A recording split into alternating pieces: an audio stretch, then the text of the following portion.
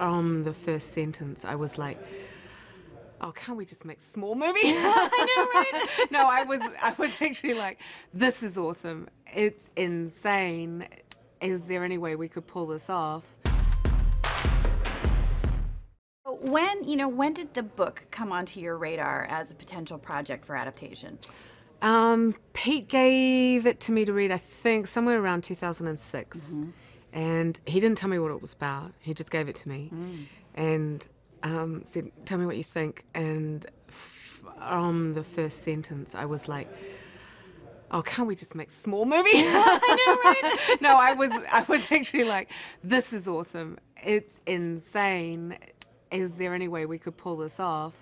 But yeah, that was the first time it hit my radar. And then actually it got shelved because The Hobbit came along. Right. But when it came back and it was like, okay, it's now. And Pete had made the decision he wasn't going to direct it, but we were going to write the script. I pulled the copy that I had from 2006 off the shelf, and I'd scribbled all through the whole thing. Oh, cool. And I found, it was like, I love that moment. It's like when you've studied a book and you find the things you've written in the margin. Yeah. And a lot of it actually was, a lot of those original thoughts were the ones that, where we started with the structure of the screenplay. What made you fall in love with the books, or was it just in reading and having conversations with Philippa and Peter that this became a project for you to direct and steer?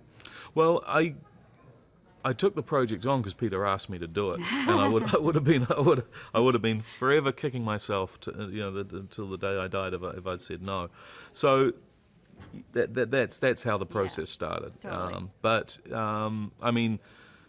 obviously, if it had been something that I didn't have any connection to or didn't think would be cool, or I wouldn't have said yes. Yeah.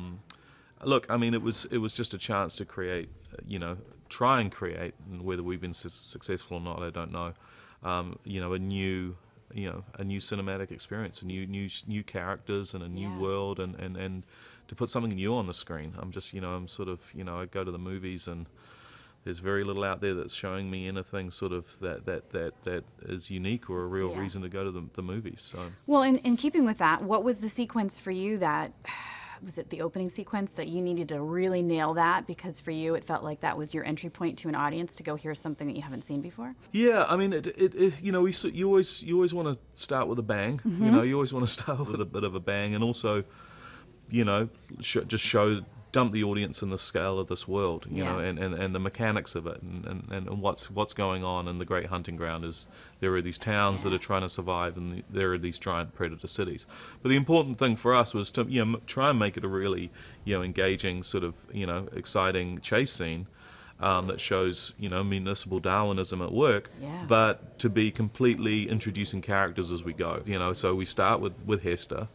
And even though it goes a big in spectacle, I wanted to start the film. I mean, obviously we have the voiceover with Shrike, and there's a reason why Shrike does the voiceover of people who have read the books.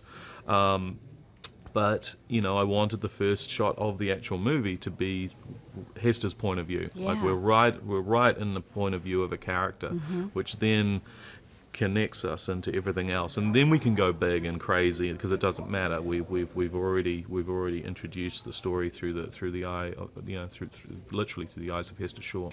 So much of it, when I talk to Christian, even it starts with the point of view of Hester, which is really wonderful. You really get to look at this world through her eyes immediately.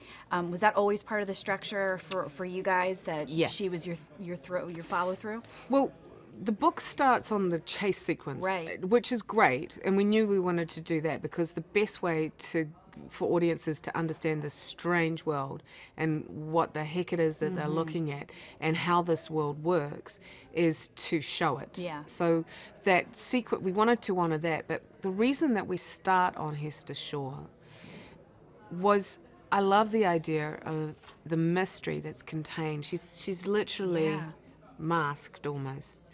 And you don't know who this strange girl is. I love that she's literally walked out of the wilderness. Yeah.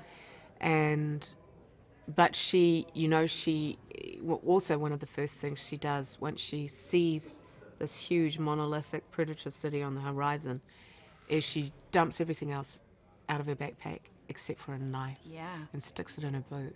So we wanted to do that because very deliberately it was a thought process of who is this girl, what is she after, and what is going on underneath, underneath that mask. What is, because this is the great gift that Hera Hilmar gives to the character of Hester Shaw, is she can be so utterly contained, but you can feel the volcano underneath it all.